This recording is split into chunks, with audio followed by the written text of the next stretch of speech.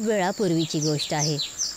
मसाई जशा छोट्याशा शहरामध्ये डिसोजा नावाचा एक ईसाई कुटुंब राहायचा. येसू आणि मार्गी एक गोड दंपती ज्यांचं घर साधं पण आनंदाने भरलेलं होतं. येशू पेशाने मूर्तिकार होता आणि मार्गी घर सांभाळायची. पण इतकं सगळं चांगलं होण्याचं सोडून ते दोघे जण मनाने खुश नव्हते. ज्याचं कारण हे होतं की त्या दोघांची आपली कोई संतान नव्हती. काय झालं मार्गी? तू नाराज का आहेस? काही नाही, असंच. तू आज लवकर घरी कसं काय आलास? आज तुझ्या मूर्त्यांनी लवकर सोडलं का तुला? नाही, माझ्या मूर्त्या तर मला आज पण लवकर सोडायला तयार नव्हत्या.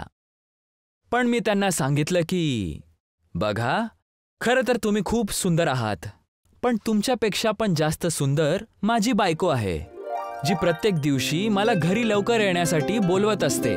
म्हणून आज मी लवकर घरी जाणार. तर मग मी आलो. चल, हे तर बरोबर झालं. अरे हे काय, तू तर आता पण नाराज आहेस. आता सांग तरी, शेवटी काय झालं आहे? आपल्या जवळच्या घरामध्ये नवीन पाहुणे आलेले आहेत. त्यांनी आमच्या मुलांबद्दल मला विचारलं आणि माझ्याकडे त्यांना उत्तर द्यायला काहीच नव्हतं. लोकांचे ताणे ऐकून मी खूप तंग झालीये. खोळी होऊन जाईल मी लोकांच्या प्रश्नांची उत्तर देत देत. मला माहिती आहे, पण नाही, तुला नाही माहित. तू दिवसभर या मोठ्याशा घरामध्ये नाही राहत. तुला नाही माहित की काही क्षणांनंतर मला माझंच घर आणि ह्याची शांती घाबरवायला लागते.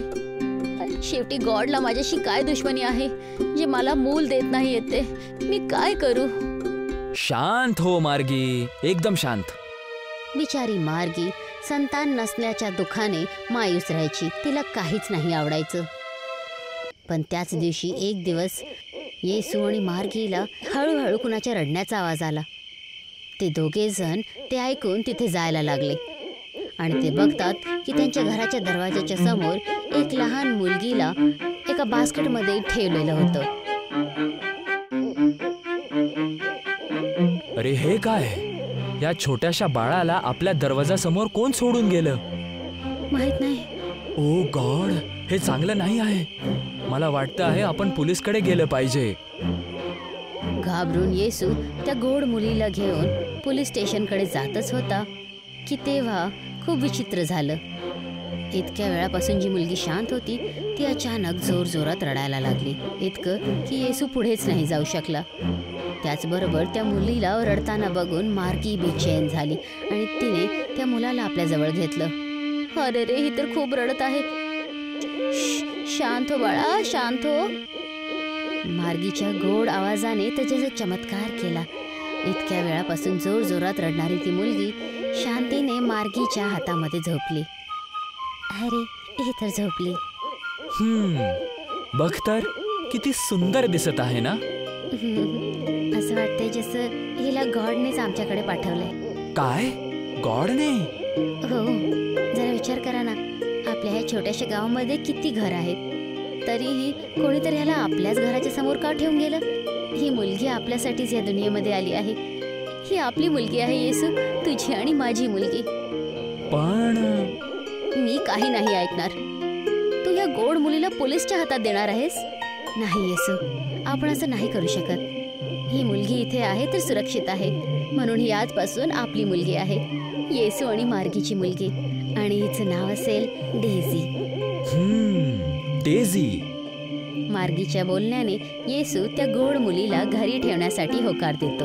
आता ते दोघे जण तिच्याबरोबर खेळतात, तिला खायला घालतात, तिच्याबरोबर मस्ती करायची आणि खूप सगळं प्रेम करायचे. हे बघ येसू, आपली डेझी किती खुश दिसत आहे. खरं, तू खरं बोललीस मार्गी. डेझी आपल्यासाठीच इकडे या दुनियेत आली होती. बघताच बघता वर्ष निघून गेले आणि कालपर्यंत जी डेझी मार्गी आणि येसूच्या हातामध्ये खेळायची ती आज 18 वर्षाची झाली होती. पण अफसोस, हे सगळं बघण्यासाठी मार्गी आता ह्या दुनियेमध्ये नव्हती. अरे आरामाने बेटा, पडून जाशील. नाही, आरामात नाही. माझे सगळे मित्र माझी वाट बघत आहे. आज तर आम्ही सगळेजण मिळून खूप मजा करणार आहे. विचारा का? कारण आज तुमच्या गोड मुलीचा 18वा वाढदिवस आहे, म्हणून आज सगळेजण मला सरप्राईज देणार आहेत. ते तर आहे, पण तरी पण जपून राहा. हो बाबा, तुम्ही काळजी नका करू. चला आता मी जाते. आणि हो, मला वाटत आहे की आज मला यायला उशीर होणार आहे. ठीक आहे, बाय. आपल्या ठारव्या वाढदिवसावर डेझी आणि तिचा कुटुंब खूप खुश होतं. पण अफसोस, त्यांना हे माहित नव्हतं की आजची रात्र काय होणार आहे. आपल्या मित्रांबरोबर चांगला वेळ घालवल्यानंतर जेव्हा डेझी पुन्हा घरी येत होती, तेव्हा येताना तिची स्कूटी जंगलाच्या रस्त्यावर अचानक बंद पडली. अरे यार, हे काय? ह्याला पण आत्ताच खराब व्हायला होतं काय? आता मी काय करू? आता पहिलाच लेट झाली आहे. ह्याच्या चक्करमध्ये आणखी लेट होईल तर मम्मा नाराज होईल. अगं माझ्या गोड स्कूटी, प्लीज लवकर सुरू हो ना. हो प्लीज. डेझी पूर्ण प्रयत्न करते, पण तिला दूर दूर काहीच दिसत नाही. तेव्हा तिला एक आहट ऐकू येते. कोण आहे? मी विचारलं कोण आहे, पण तिला काहीच उत्तर नाही मिळाला. डेझी पुन्हा स्कूटीला स्टार्ट करण्याचा प्रयत्न करते. तेव्हा अचानक कोणीतरी तिच्यावर हमला करतो. सोड मला, सोडा मला. बिचारी डेझी, कुठे ती आपला वाढदिवस आपल्या कुटुंबाबरोबर मानवण्यासाठी जात होती आणि आता कुठे फसली. तिथे दुसरीकडे डेझीच्या घरी न येण्याने तिचे बाबा खूप परेशान झाले होते. ओ गॉड, ही डेझी कुठे राहिली? 12 वाजणार आहेत आणि ही मुलगी अजून पण नाही आलेली आणि तिचा फोन पण एंगेज येत आहे. कुठे काही गडबड तरी? नाही, असं नाही होऊ शकत. ती ठीक असेल, नक्की ठीक असेल.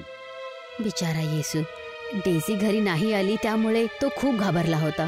त्याला काहीच समजत नव्हतं की शेवटी डेझी गेली तर कुठं गेली. तिथेच दुसरीकडे कोणीतरी डेझीला पकडून जंगलाच्या घनदाट झाडांच्या मधून एक सुरक्षा वर्तलमध्ये तिचे हात बांधून ठेवलेलं होतं. तो माणूस एखादा यज्ञ करत होता.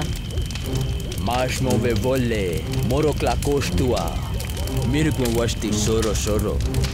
तू कोण आहेस? कोण आहेस तू? आणि मला इथे घेऊन का आलायस? Marshmove volle, morocla costua, mere me moasti सोरो. हे बघ मला जाऊ दे. माझे बाबा घरी एकटे आहेत. मला त्यांच्या जवळ जायचंय. मला सोड मला. मी बोललो ना, मला माझं काम करू दे. पण तू कोण आहेस आणि मला इथे का घेऊन आलायस? तुला सगळं कळेल. Marshmove volle, moroca clostua, mere vasti सोरो.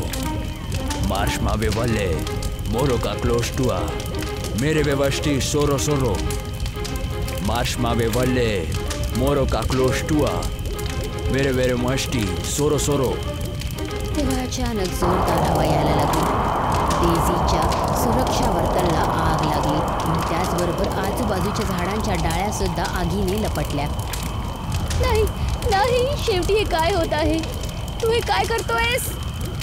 डेझीला काही समजत नव्हतं आणि तो पुरुष मंत्र जाप करत राहिला.